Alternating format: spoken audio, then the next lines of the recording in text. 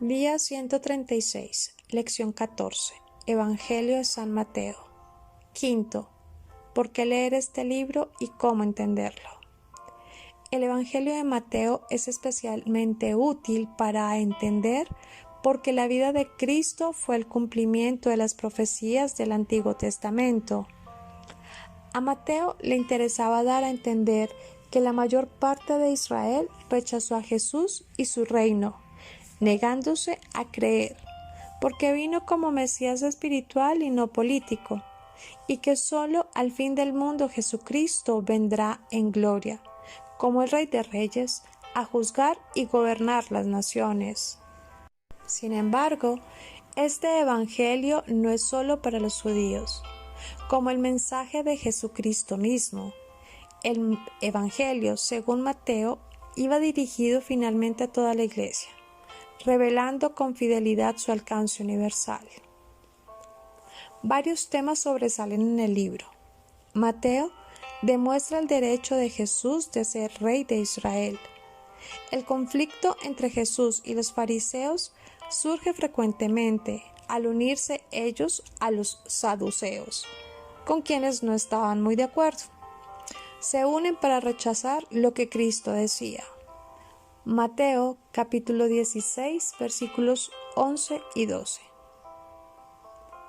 Mateo destaca la figura de Jesús como predicador y maestro de la Escritura. Se interesa en forma especial por las palabras de Jesús, que son más numerosas en su Evangelio que en los demás, y en cambio también cuenta sus gestos y sus milagros del modo más esquemático posible.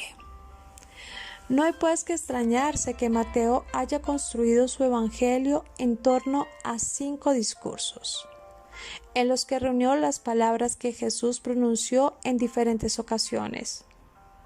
Estos discursos son el Sermón de la Montaña, capítulo 5 al versículo 7. Esta carta magna de los hijos de Dios se completa con 10 signos de poder que anuncian nuestra liberación del pecado. El Sermón de la Montaña es dicho a la multitud, estando presente los 12 apóstoles. Segundo, las instrucciones a los misioneros. Estas instrucciones son completadas por las controversias que enfrentan a Jesús con sus adversarios. Este discurso es dirigido a los 12 apóstoles, instruyéndoles acerca de su ministerio. Leer Mateo capítulo 10, versículo del 1 al 42. Tercero, las parábolas del reino. Los fariseos se ciegan mientras que la fe de los 12 y de Pedro permiten que Jesús funde su iglesia. Las palabras del reino, capítulo 13, versículos 1 al 52. El rey le da a la multitud una expresión de su persona. Mateo, capítulo 13, versículos 12 y 36. Cuarto, las advertencias a la comunidad cristiana. La ley fundamental del perdón fraterno se completa con las instrucciones diversas. Los guías del pueblo judío se cierran, mostrando por contraste lo que deberán ser los guías del pueblo cristiano. El rey caracteriza a sus súbditos. Leer Mateo capítulo 18, versículo del 1 al 35. Quinto, cómo vivir a la espera del fin de los tiempos. Capítulos 24 y 25. Comúnmente llamado Discurso de los Olivos. Se dirige a sus propios discípulos. Recordemos que a manera de introducción, Mateo pone los 2 primeros capítulos sobre la infancia de Jesús, los cuales son relatos de un carácter especial, en los que se preocupa muy poco por la historia de los hechos, pues la intención era presentar a través de imágenes una enseñanza teológica. Por eso se resalta el contenido teológico y espiritual del Evangelio de Mateo, también llamado Evangelio eclesial, porque intenta formar al cristiano dentro de la comunidad. Otro nombre que ha recibido es el Evangelio del Catequista, porque presenta un material amplio y bien ordenado de la enseñanza de Jesús para la instrucción de quien ha recorrido la etapa catecumenal y quiere vivir el bautismo en la Iglesia.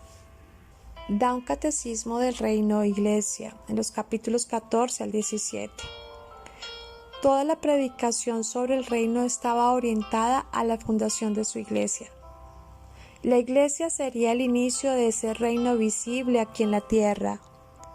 Jesús primero se retira y va centrando su actividad eclesial en el grupo de los discípulos, muy especialmente en Pedro, que comienza a tener un especial protagonismo, como preparando su papel en la Iglesia.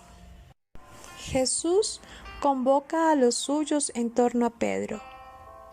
A la confesión de Pedro, Jesús responde con una felicitación y un encargo muy especial de cara a la Iglesia. Le confía la misión de ser cimiento de la nueva comunidad, la Iglesia. Mateo presenta una Iglesia abierta, plural, que intenta desligarse de los esquemas del judaísmo, que van adquiriendo cohesión interna, que se lanza a evangelizar a otros pueblos y que tienen en su seno a Pedro, a quien Jesús le recomendó la garantía de su mensaje y la comunión y firmeza en la fe de todos los hermanos. Las características de esta iglesia son la presencia de Cristo en la comunidad, la proclamación de la palabra, su carácter esencialmente espiritual, si bien con implicaciones de orden humano y social que derivan del precepto del amor al prójimo, fundamento de toda convivencia y reforma social, y su índole universal, anunciada ya por los profetas. Podemos leer que en el último capítulo del Evangelio de Mateo especifica el llamado a todos los discípulos de Cristo.